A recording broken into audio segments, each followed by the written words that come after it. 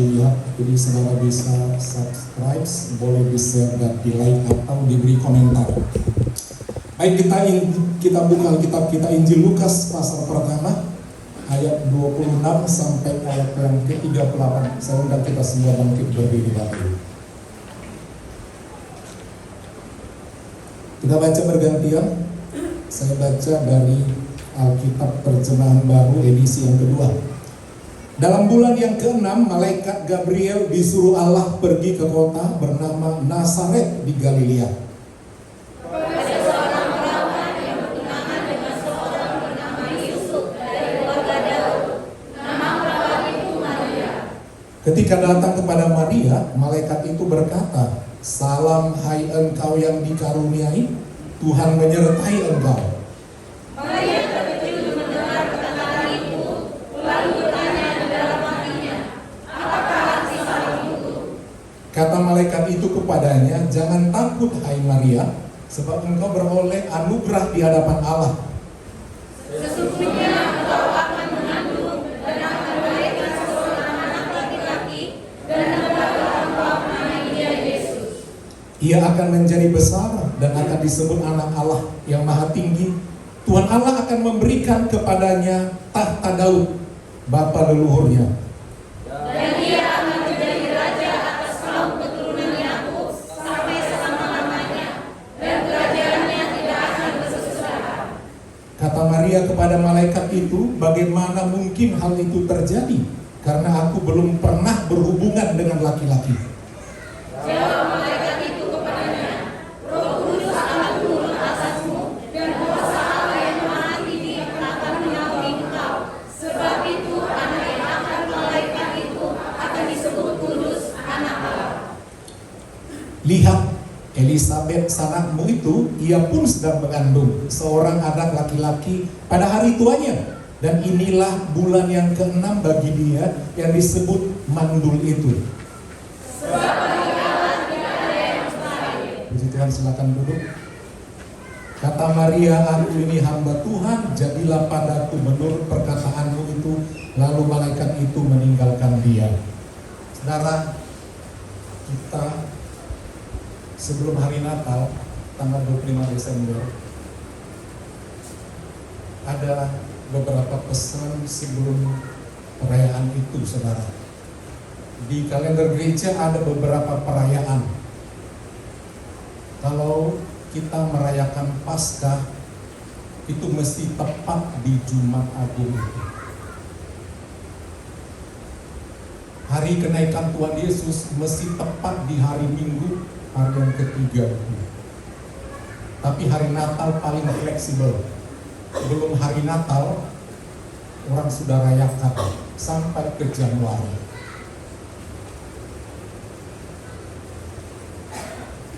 Nah, sebelum hari kelahiran itu ada peristiwa sebelumnya, dikatakan Tuhan memerintahkan menyuruh seorang malaikat Gabriel ke kota Nazaret, ke rumah seorang perempuan muda. Kalau disebut perempuan muda di dalam perjanjian lama itu 12 sampai 18 tahun. Lebih daripada itu tidak muda lagi.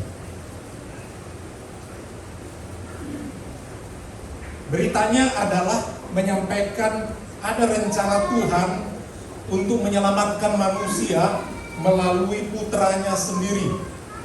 Sebab nabi-nabi dahulu sudah diutus dan semua dibinasakan, dan orang tidak datang sungguh-sungguh sama Tuhan. Segala upaya korban di bait Allah, orang tidak sungguh-sungguh melakukannya. Sehingga Tuhan kirimkan satu-satunya penyelamat yang benar-benar bisa menyelamatkan semua orang yang mau percaya kepadanya. Sehingga dia memilih melalui siapa anaknya itu lahir ke dunia. Sebab mesti lahir menjadi manusia supaya bisa langsung berbicara kepada manusia dan menjelaskan semua isi hati daripada Bapa di sorga melalui anak itu. dan Tuhan memilih, sudah dinubuatkan 700 tahun sebelumnya oleh nabi-nabi, dikatakan bahwa seorang perempuan muda akan mengandung dan akan melahirkan seorang anak, dan dia akan menamai anak itu Immanuel. Itu nubuat ratusan tahun sebelum Maria lahir. Jadi sudah ditentukan. Sehingga pergilah malaikat itu dan masuk ke rumah itu. Dia tahu di situ ada seorang perempuan muda, dan dia memberi salam. Salam, hai engkau yang dikaruniai oleh Allah. Itu pesan yang pertama. Salam, hai engkau yang dikaruniai oleh Allah. Artinya saudara, dia dipilih bukan karena dia hebat, bukan, tapi karena diberi kasih karunia oleh Allah. Ini penting kita dalam hidup ini, saudara. Kita berharap kasih karunia Tuhan, anugerah Tuhan, bukan karena kita punya kelebihan atau istimewa, tapi kita memohon di semua kekurangan kita, kita kiranya memperoleh kasih karunia. Kalau kita akan mengandalkan diri kita, mungkin kita tidak mampu, tapi dengan adanya kasih karunia, bagi Tuhan tidak ada yang mustahil. Namanya kasih karunia. Kasih karunia artinya pemberian Allah, bukan karena kita mampu berusaha melakukan dan mendapatkan. Kalau kita sekolah, belajar sungguh-sungguh, kita menjadi pintar, kemudian kita mendapat juara dan mendapat hadiah. Hadiah itu yang diberi kepada kita bukan kasih karunia, tapi itu adalah satu usaha, prestasi, perbuatan. Karena memang dia sungguh-sungguh kuliah. Maria orang biasa, tidak ada istimewanya, tapi dia dipilih. Sehingga dikatakan engkau beroleh kasih karunia. Injil ini, saudara, Rasul Lukas sengaja memperbandingkan Maria dengan yang akan lahir juga dari rahim Elizabeth, dikatakan yang mandul sanaknya, dibandingkan dengan Yohanes Pembaptis yang akan lahir dengan Yesus. Antara Maria si perawan dengan Elizabeth yang sudah tua, bukan hanya tua, dia mandul. Saudara, dan sengaja ditunjukkan apa kelebihan kekurangan masing-masing, supaya kita mengerti apa artinya kasih karunia. Dalam hidup ini, saudara, mengiring Tuhan juga, kita tidak bisa dengan kekuatan kita untuk tetap setia sama Tuhan. Kita mohon Tuhan, beri aku kasih karuniamu, kemurahanmu, untuk bisa aku melayani Tuhan dan lain sebagainya. Saudara, kita bisa takut bekerja, takut menghadapi hari tua, macam-macam ketakutan. Pemerintah umumkan bahwa bulan Desember, Januari, bahkan sampai bulan ketiga dikatakan ya cuaca ekstrim, hati-hati yang mau kemana-mana.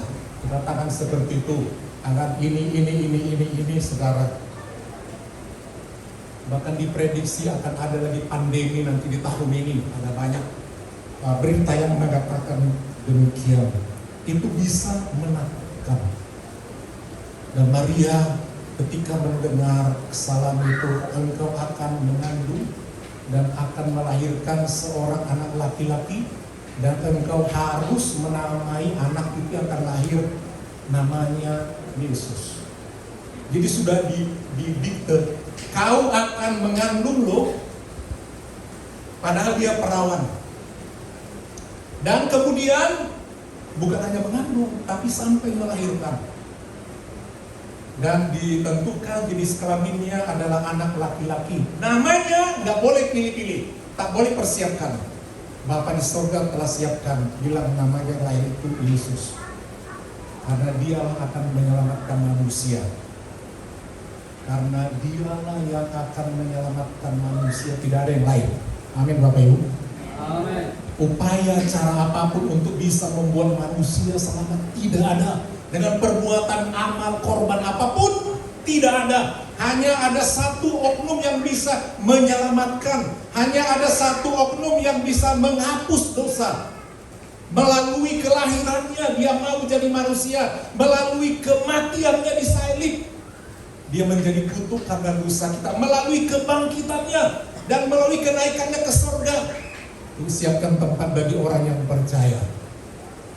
Dialah yang ditentukan menjadi penyelamat. Bahkan dikatakannya dia akan duduk mendirikan tahta Daud bapa leluhurnya. Jadi dari keturunan Daud. Dan kerajaannya akan selama-lamanya. Puji-pujian tadi mengatakan Yesus Tuhan, Yesus Allah, Yesus Raja. Itu yang perlu kita ingat, saudara, supaya iman kita tetap kokoh hanya di dalam Yesus Allah yang menjadi manusia, yang bisa dilihat, dirasa. Kita bisa curhat, bilang apa saja kepada dia, dan dia akan menjawab. Allah itu menjadi dekat di dalam diri Yesus. Allah hanya bisa menyatakan kasih-Nya ke dalam kita, pada semua manusia di dalam diri Yesus. Dia tidak ada di awang-awang, saudara, mengambang. Tapi dengan menjelma menjadi manusia, dia hanya sejauh doa kita, saudara yang kekasih. Itu adalah kasih karunia. Nah, kita lihat dibandingkan. Kata kasih karunia ini menjadi poin dalam hidup kita memperoleh keselamatan, ya. Dan saudara juga menjadi orang Kristen dan percaya bertahan itu karena kasih karunia Tuhan dan pertolongan daripada Allah Roh Kudus. Mari kita lihat, saudara, dibandingkan oleh Yohanes, oleh Rasul Lukas tentang berita itu. Pertama kita melihat berita kepada Maria ke kota Nazaret. Kota Nazaret terkenal sebagai kota yang jahat. Itu sebabnya dalam Injil Yohanes dijelaskan, saudara yang kekasih, Natanael mendapat berita bahwa ada datang juru selamat. Kemudian Natanael sedang ada duduk di bawah pohon ara, dan temannya berkata, aku telah melihat juru selamat. Aku telah melihat dia yang diutus itu. Ayo kita pergi. Natanael berkata, adakah sesuatu yang baik datang dari Nazaret? Yohanes pasal 1 ayat 46. Long di teksnya.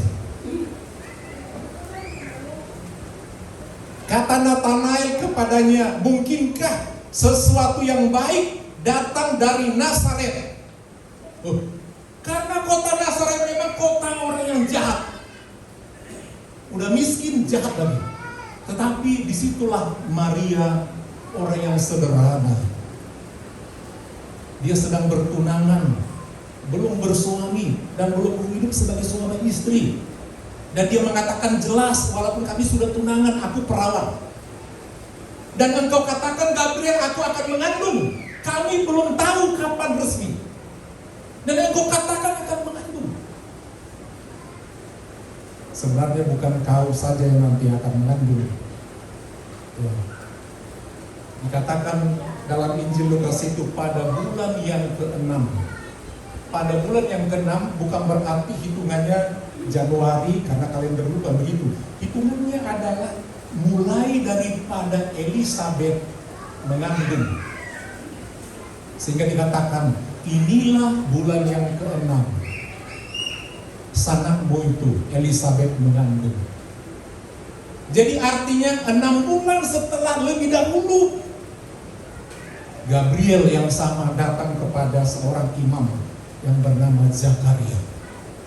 Jadi kita melihat perbandingannya antara keluarga Yusuf yang belum resmi itu dengan keluarga Imam Elisabeth.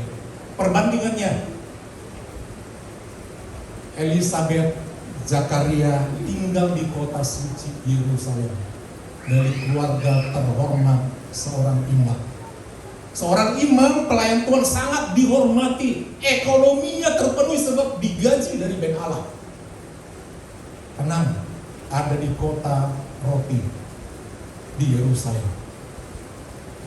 Seorang yang terhormat, seorang yang selalu membawa korban bagi Tuhan atas nama umat, orang yang sangat terpandang. Dan berita itu datang ketika dia bertugas dalam ruang maha suci. Malaikat Tuhan datang Gabriel. Kamu akan punya anak, istrimu akan mengandung. Dia bingung, ketakutan. Begitu takut Nabi Zakaria dengar kabar itu. Gak tahu lagi dia. Jumpa dengan malaikat, dia menjadi ketakutan. Hadirat Tuhan luar biasa. Ditunggu-tunggu sama jemaat. Mana om itu, mana imam itu, kenapa gak keluar-keluar? Kami udah lama menunggu menyelesaikan ibadah. Dan orang berkata, mungkin dia ketemu malaikat. Akhirnya dia keluar. Dan orang coba bertanya, bagaimana om? Bagaimana? Gak bisa ngomong. Saudara, karena dia tidak percaya akan mujizat, Tuhan tutup mulutnya. Jangan katakan tidak percaya. Tutup, nanti kamu lihat sendiri. Walau kau sudah tua, istrimu sudah tua, udah mandul, kau akan melahirkan. Sebab apa? Anak yang lahir itu akan dipenuhi Roh Kudus dan dia akan membuka jalan bagi Tuhan. Seperti itu saudara. Jadi perbandingannya dibandingkan dengan Maria, keluarga miskin, keluarga tukang kayu. Tunangannya tukang kayu, dia juga orang sederhana. Maria saudara kasih. Itu perbandingannya. Satu di kota suci Yerusalem, ada di bait Allah. Satu lagi di rumah sederhana. Satu lagi berita kepada imam, satu lagi kepada gadis desa yang sederhana, muda lagi, nggak ada pengalaman hidup. Itu perbandingan. Satu kaya, satu miskin. Tentu saja sebagai imam besar telah terpuji kualitas imam, kerohanian, kesalehannya, kerajinannya.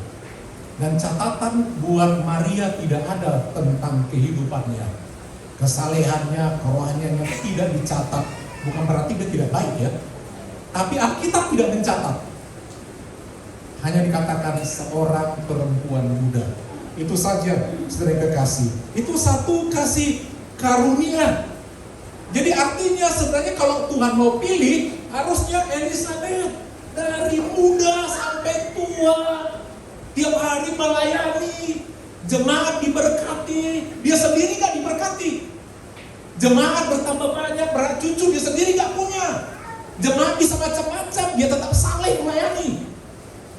Harusnya, mungkin dari situ bayi Yesus lahir. Orang yang taat, orang yang saleh. Tapi tidak.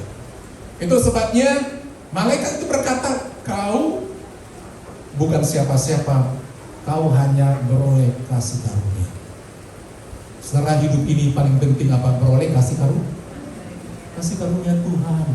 Banyak orang mengejek agama Kristen. Bodoh kali Tuhan kira itu mau dia menjadi tumbal. Kalian sendiri enak-enak. Itulah kelebihan kekristenan. Allah yang mengasihi kita, dia datang.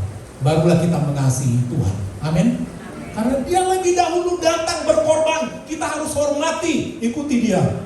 Itu ajaran kekristenan. Jadi bukan upaya kita untuk datang ke surga, Tuhan yang datang ke dunia. Amin. Menjadi manusia. Itu baiknya Tuhan kita itu, saudara yang kekasih. Jadi sebenarnya tidak ada kelebihan daripada Maria, hanya oleh kasih karunia Tuhan. Dia bandingkan lagi juga di Yerusalem, orang-orang yang baik melayani Tuhan. Ada juga di dalam bait Allah orang-orang yang sangat saleh, orang-orang yang sangat takut Tuhan. Ada nabi, ada nabiah di rumah Tuhan yang selalu mereka berdoa, berpuasa siang malam ada di rumah Tuhan. Tetapi firman Tuhan tidak datang kepada mereka yang mengatakan bahwa Sang Juru Selamat akan lahir daripada orang-orang yang saleh itu. Sehingga dikatakan engkau beroleh kasih karunia. Dan dia berkata karena sebagai gadis desa yang lugu, yang sangat ketakutan. Jangan takut. Tadi kesaksian mengatakan ya saya nanti ya cukup kerja begitu. Kalau Bapak Gembala bilang kalau masih sehat, siapa aja kita ini ya, termasuk Bapak Gembala, kalau masih sehat, masih kuat, masih semangat, kerja kita memang. Amin. Amin. Kalau anak-anak sudah berumah tangga, mereka hidup di rumah mereka sendiri, nggak bisa kita terus minta-minta duit. Gampang. Bapak Gembala kalau jumpa ke rumah anak, untuk mana saja ya, emang segampang itu buka kulkas. Tapi kalau anak kita ke rumah kita, sukanya kan? Iya Pak ya? Iya, mau tidur di rumah Bapak, mau di mana, mau ke dapur, mau minta ini, Pak minta, Ma. Tapi kalau kita ke rumah anak, mau duduk di mana masih mikir, mau ke dapur ngambil apa, kan gampang.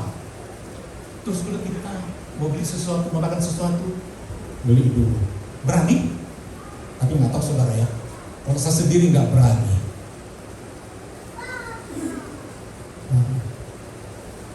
Kalau udah menikah udah milik orang kan, amin. Mana boleh gampang-gampang. Satu kali di YouTube, bukan berarti Bapak Kepala suka nonton YouTube ya. Pelajaran yang mau dilihat sesuai dengan teks khotbah ini adalah seorang anak muda. Udah 3 kali dia bawa pacarnya untuk direstui makanya. Tak direstui.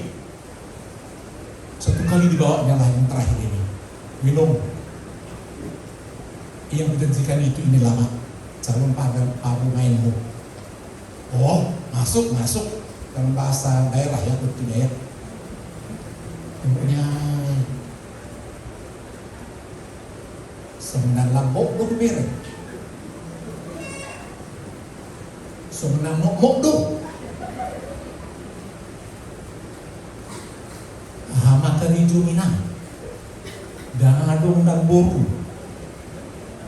Dangadong mulai berpikir si Ilang. Dibisikannya ke anaknya, dangadong perhiasan nah. Dangadong mas nah. Dahulu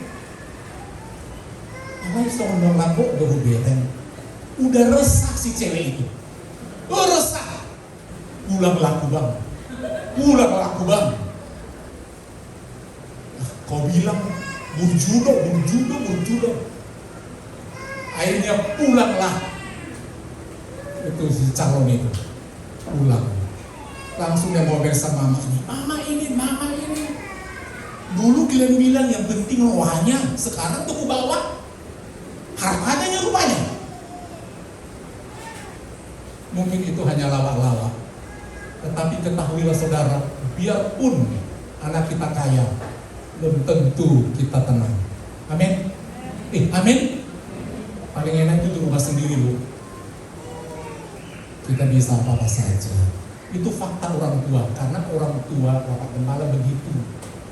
Ya, dia segan sekali kepada kami. Jumpa pun kehelanya. Oh, hati-hati. Jumpa pun ke menantunya baru begitu.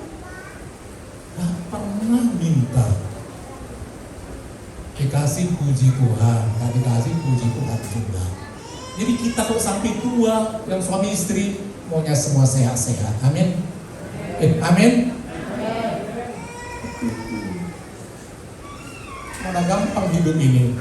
Bapak Gembala selalu berdoa, semua yang makin tua tetap diberkati Tuhan.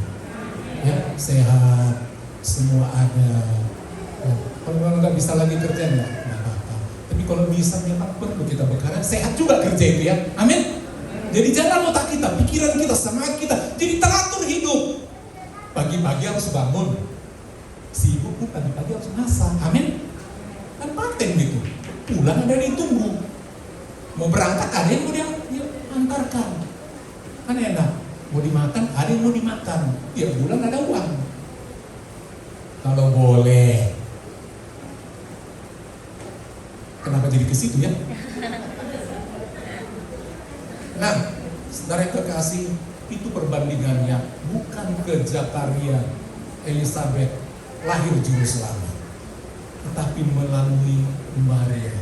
Aku belum bersuami, Aku masih gadis titik. Tetapi dikatakannya tidak main-main bahwa anak yang dilahirkan itu bukan orang biasa. Jangan takut. Jangan takut. Memang Yesus yang dilahirkan itu pun juga saudara bukan orang yang kelihatannya keren. Dalam kitab Yesaya ayat 53 ayat 2. Yesaya 53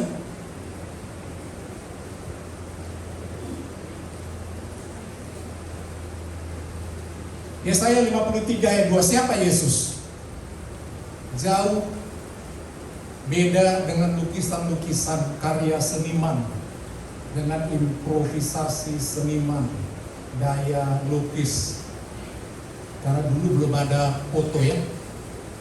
Baru tahun berapa ada foto untuk memfoto orang. Semua paling dilukis-lukis kalau masih ada peninggalan. Tapi kayaknya nggak ada juga peninggalan tentang lukisan dulu, baik melalui ukiran atau apa. Inilah rupa daripada Yesus Kristus. Yesaya 53 ayat yang kedua. 53 ayat 2. Sebagai tarung ia tumbuh di hadapan Tuhan, dan sebagai tunas dari tanah kering ia tidak tampan. Catat ya, Tuhan Yesus itu tidak tampan atau tampak mulia dipandang. Ini menurut terjemahan di Alkitab saya. Dan tidak punya rupa pun tidak, yang membuat kita menginginkannya. Misalnya kalau cowok tampan itu orang inginkan, kalau misalnya ya nanti jadi suamiku, jadi helaku, dan sebagainya. Dan karena itu dikatakan ia dihina dan dihindari orang. Seorang yang penuh kesengsaraan dan biasa menderita kesakitan. Orang pun menutup muka ketika melihat dia dan lain sebagainya. Itu gambaran sampai penderitaannya di kayu salib. Orang menutup muka. Jadi sang juru selamat itu tidak tampan tapi tidak pula jelek. Yang artinya Allah melihat misinya, tugasnya, kerohaniannya.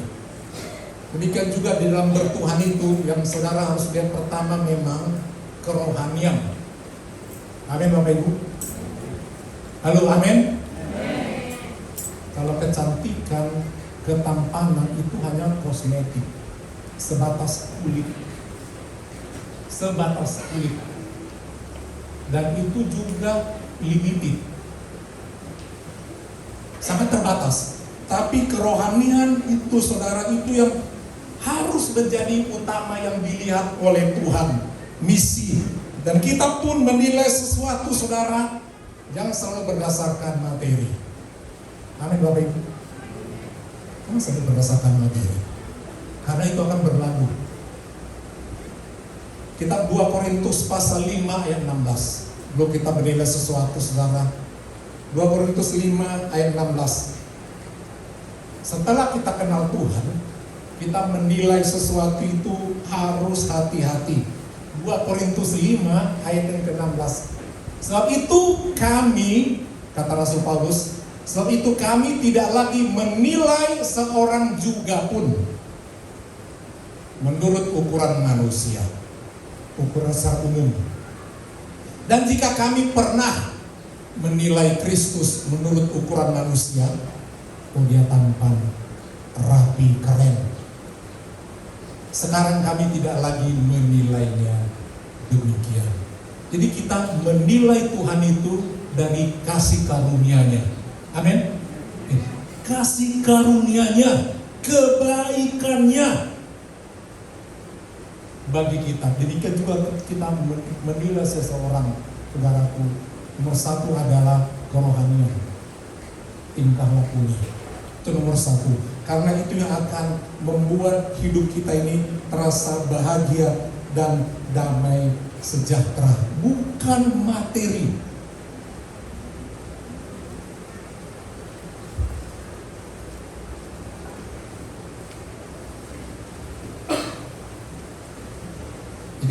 kita,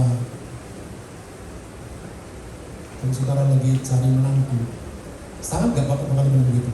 Kalau saudara lagi cari menantu, salah nggak? Nggak salah kan? Cari menantu, laki-laki misalnya, apa saudara lihat? Tampan? Boleh? Boleh, boleh dong. Kendaraannya? Boleh juga ya. Jaguar, ya kan? Jabatannya? Boleh ya?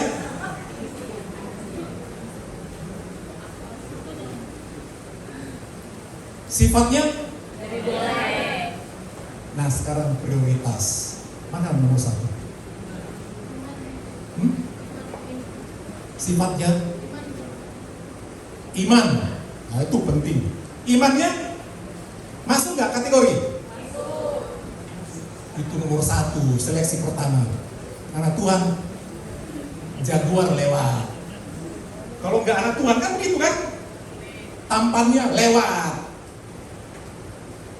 gajinya lewat, kan gitu. Jangan nomor satu, nah ini dia, kendaraannya ini, tampan oke ini.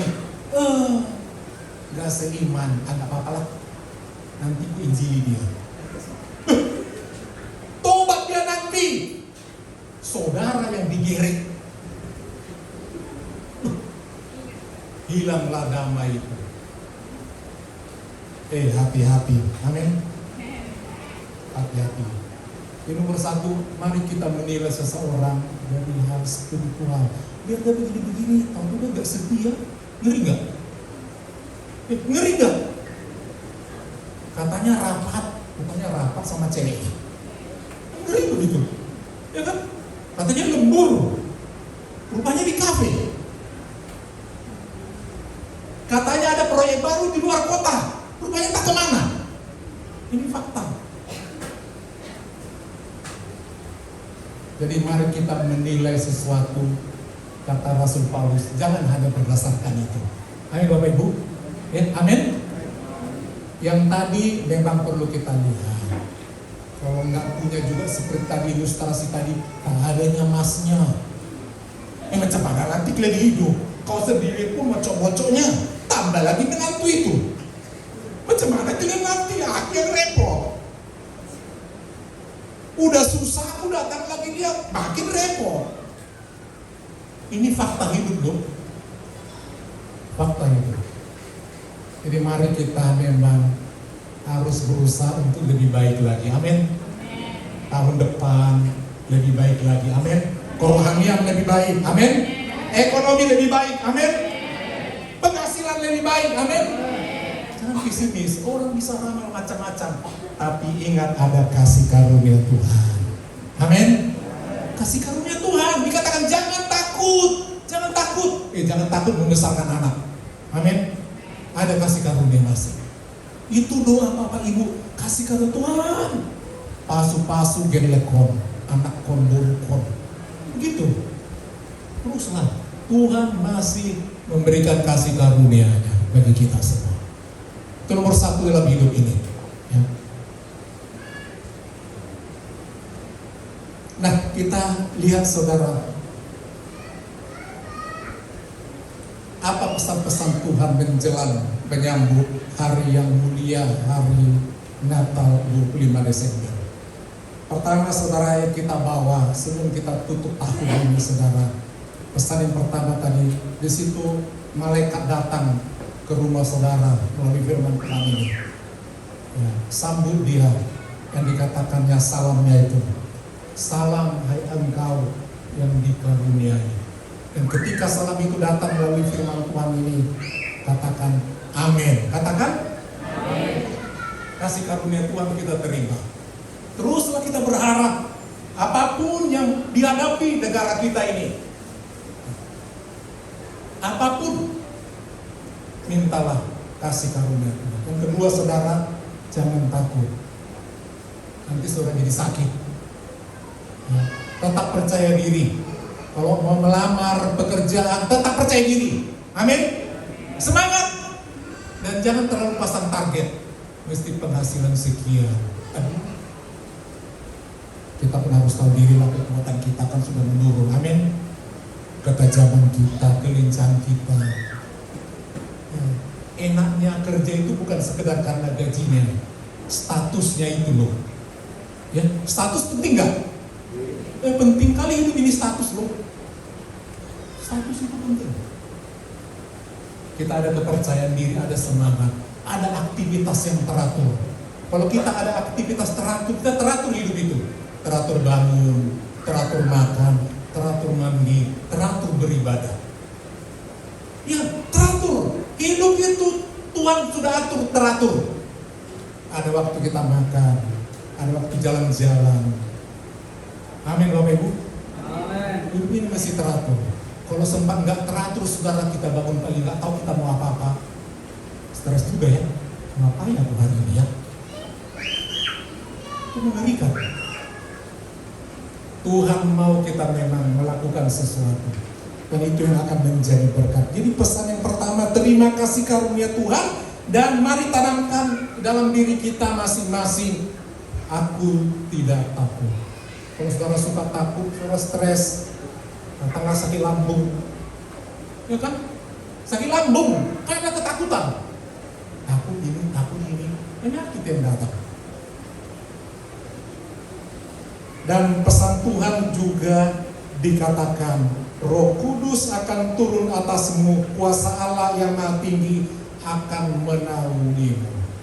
Orang yang menerima kasih karunia itu, dia juga berharap akan Roh Kudus, penolong kita ada. Itu dalam ayat tadi dikatakan, saudara, ayat yang ke-34. Kata Maria, bagaimana hal itu mungkin terjadi? Aku belum bersuami. Roh Kudus akan turun atasmu, kuasa Allah yang Maha Tinggi akan menaungimu. Kita ambil ke dalam diri kita, bagaimana mungkin hal itu terjadi? Tuhan, aku sudah tua, aku gak semangat lagi bekerja, aku udah lemah, aku gak bisa lagi melayani Tuhan. Selama hidup kita ini, kita mau menjadi orang yang berarti, karena ada Roh Kudus. Selama kita bernafas, kita harus semangat. Harus semangat, apapun yang terjadi, seburuk apapun, kita harus semangat berharap daripada kuasa Roh Kudus yang turun atas kita, dan kuasa yang Maha Tinggi akan menaungi kita. Dan yang selanjutnya, pesan yang perlu kita ingat dalam diri kita dalam merayakan hari-hari Natal ini adalah, yang lahir itu disebut anak Allah.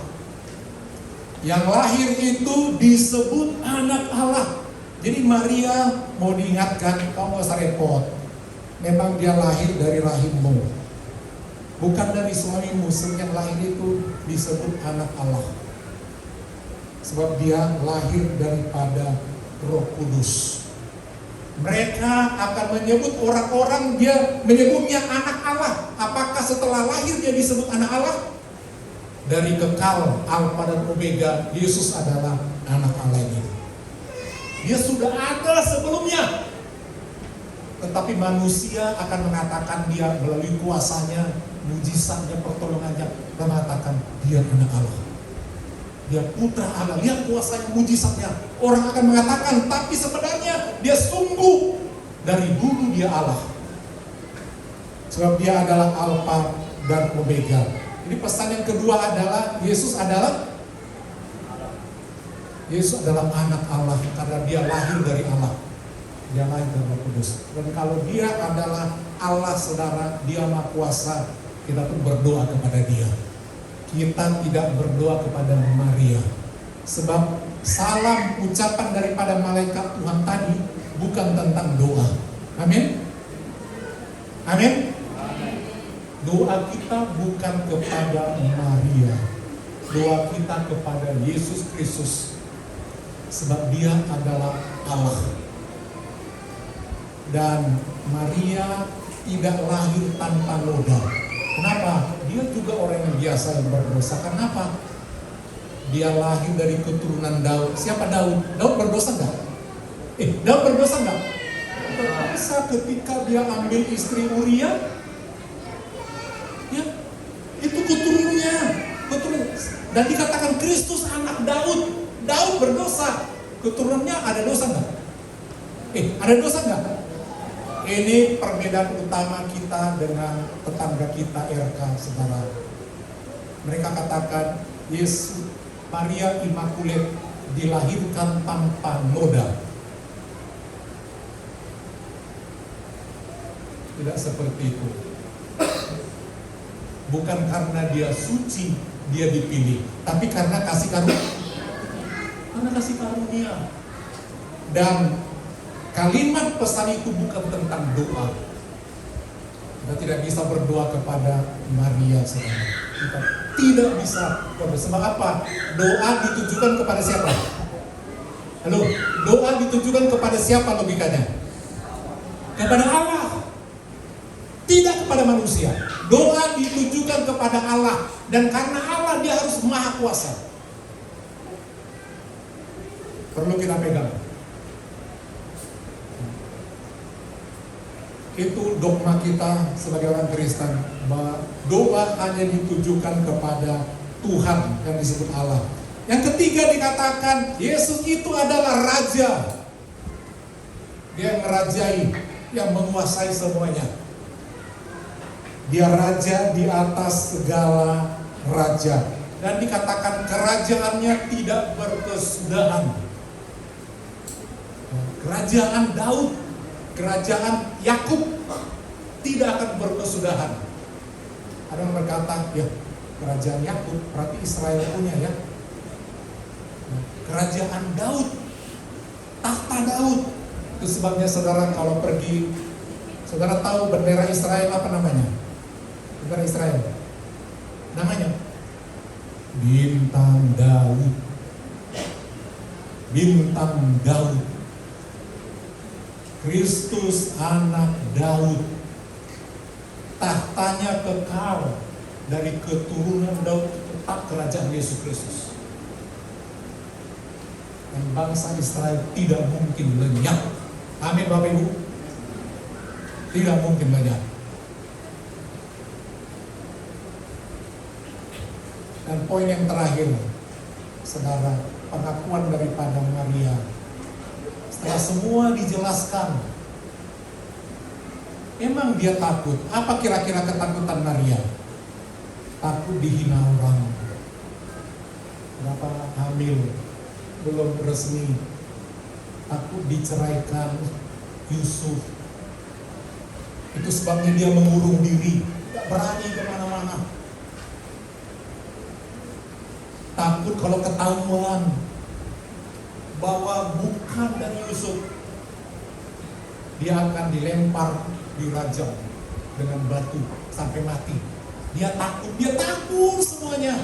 Tetapi itulah Roh Kudus menaunginya, sehingga dia terlindungi, dia kuat. Dan akhirnya dia berkata ketaatannya, sesungguhnya aku ini hamba. Apa kalimat yang terakhir? Tuhan. Sesungguhnya aku ini hamba Tuhan, bukan Tuhan. Bukan tempat kita berdoa atau meminta. Sesungguhnya aku ini hamba Tuhan. Hamba Tuhan. Tempatkan diri kita sebagai hambanya Allah, yang tunduk kepada apa yang Tuhan arahkan. Walaupun kayaknya mustahil, tapi mari kita belajar taat. Jadilah kepadaku seperti perkataanmu itu. Kalau Tuhan berkata bagi saudara, kasih karuniaku kuberikan kepadamu, dan dikatakannya jangan takut, jalan terus, aminkan, dikatakan dengan mengatakan sesungguhnya aku ini hamba Tuhan, jadilah kepadaku menurut perkataan Tuhan. Amin. Pasti dapat berkat. Apapun, mohonkanlah kasih karunia Tuhan. Yang nggak mungkin. Ini kita pegang pesan kita sekali supaya kita tidak takut dalam berumah tangga, dalam hidup, dalam apapun. Pesan Tuhan yang bagi orang yang beriman. Jangan takut, harapkanlah kasih karunia Tuhan. Tetaplah berdoa, meminta kepada Tuhan. Masih ada mujizat. Amin. Amin. Kasih karunia yang melimpah. Dan tidak mungkin bagi Allah. Minta aja, tidak ada masalah. Kalau gembala kalau keluar dari pastori melihat yang kayu-kayu gereja itu di hati, kayaknya mustahil. Tapi selalu dalam doa, bagi Tuhan tiada yang mustahil. Amin. Selalu begitu. Dan kalau waktu ini belum dihiasi begini, Bapak Gembala masih doa bersujud di situ. Rutin itu tiap pagi. Sebelum bersujud, setelah mati lampu semua, hidupin kipas, alas untuk berlutut disiapkan. Bapak Gembala selalu berdoa buat setiap bangku-bangku. Tumpahkan Tuhan, jangan ada bangku yang kosong. Makan jemaat, tumpang tangan. Dan ke tiang ini terapur itu tumpang tangan Tuhan. Jangan biarkan ini hanya tiang sendiri. Tolong Tuhan, terus untuk dua tiang ini, karena ini yang ada di gereja. Mohon kasih karunia Tuhan. Amin. Amin. Berdoalah untuk jemaat. Bapak Gembala percaya ada mujizat. Percaya ada mujizat. Jadilah kita juga bagian daripada mujizat itu. Yang memang benar-benar ada. Berbuat sesuatu bagi gereja ini. Kenapa Bapak Gembala bodoh kali undang jemaat? Ayo berdoa untuk mulai pengecoran tiang itu. Undang jemaat. Karena Bapak Gembala percaya doa saudara didengar Tuhan. Percaya sekali. Kita ini nggak ada apa-apanya. Maria nggak ada apa-apanya, takut.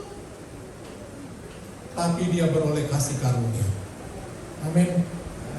Mari kita makin kompak dengan kasih karunia Tuhan. Bagi satu kesaksian, Bapak Gembala ingat satu gereja kita GPDI yang ada di Piayu, saudara. Bapak Gembala lihat bagaimana mereka melayani. Bapak Gembala di sana ada tadi dan sempat bilang sama jemaat untuk pembangunan gereja mereka dari awal. Mereka jual bukan galon, isi ulang. Gereja itu bisnis begitu loh. Jual ke muka kuning. Hasil penjualannya buat pembangunan. Ada gerakan 1000 sehari, macam-macam. Selain itu Bapak Gembala itu juga tahu dia kemampuan jemaat keliling sampai sekarang cari dana.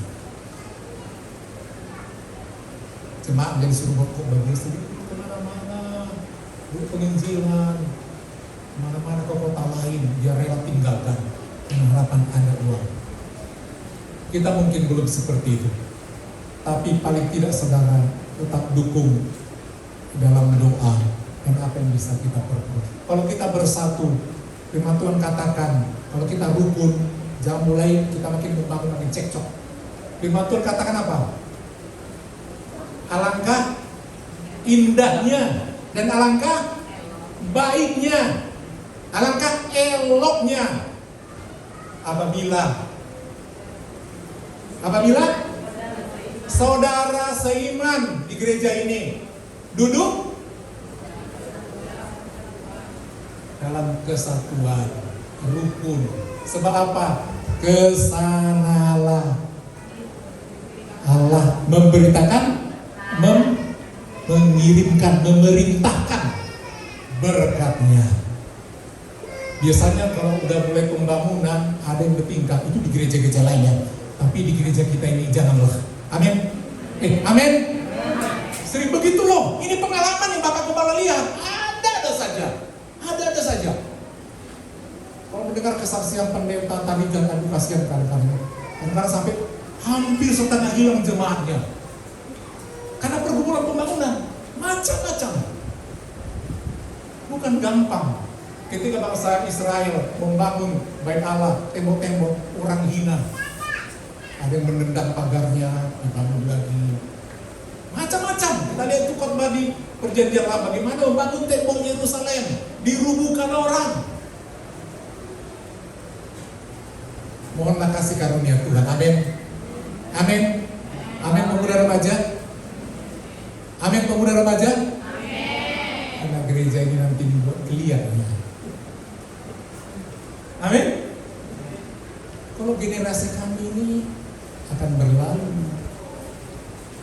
ya, apa yang kita kerjakan ini buat generasi selanjutnya. Dan harus bekerja buat Tuhan. Amin. Tidak ada kata aku gak bisa apa-apa, nggak bisa. Mari kita bangkit berdiri. Terimalah kasih karunia Tuhan.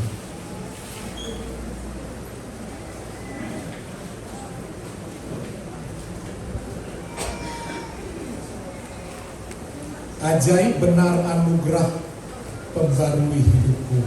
Ya, hanya keajaiban anugerahlah yang bisa memperbaharui hidup kita.